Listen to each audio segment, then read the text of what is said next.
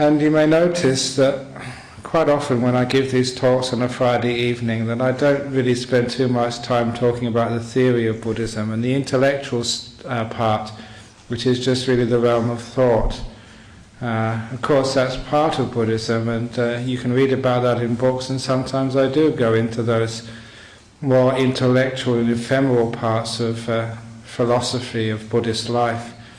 But what's more important, I found in practice, is just the emotional world and how to deal with life as we face it in our modern age, and especially how we deal with the emotions, which have a huge effect upon our physical and mental well-being.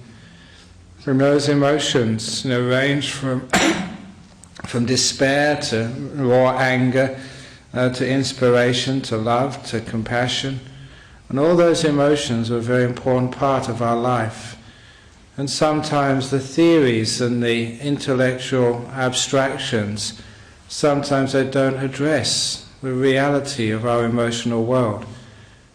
And I want to talk about that this evening, how we deal, with those emotions, how we identify them and make sense out of them and learn to move forward with those emotions.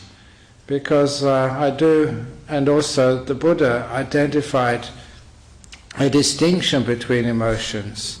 There are some things which we do call the negative emotions, which are problematical.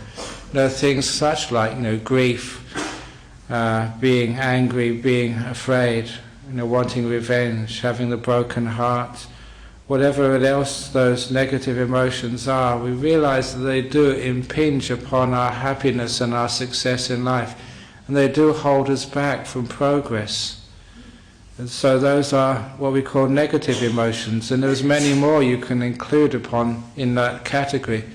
There's also what we call the positive emotions, things like inspiration, things like compassion.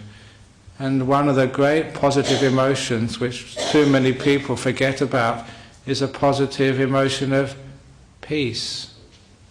And I put that in the realm of emotions because that's something solid which empowers and motivates you. And I'll be talking about that towards the end of the talk. Usually we have to start with the negative emotions first of all.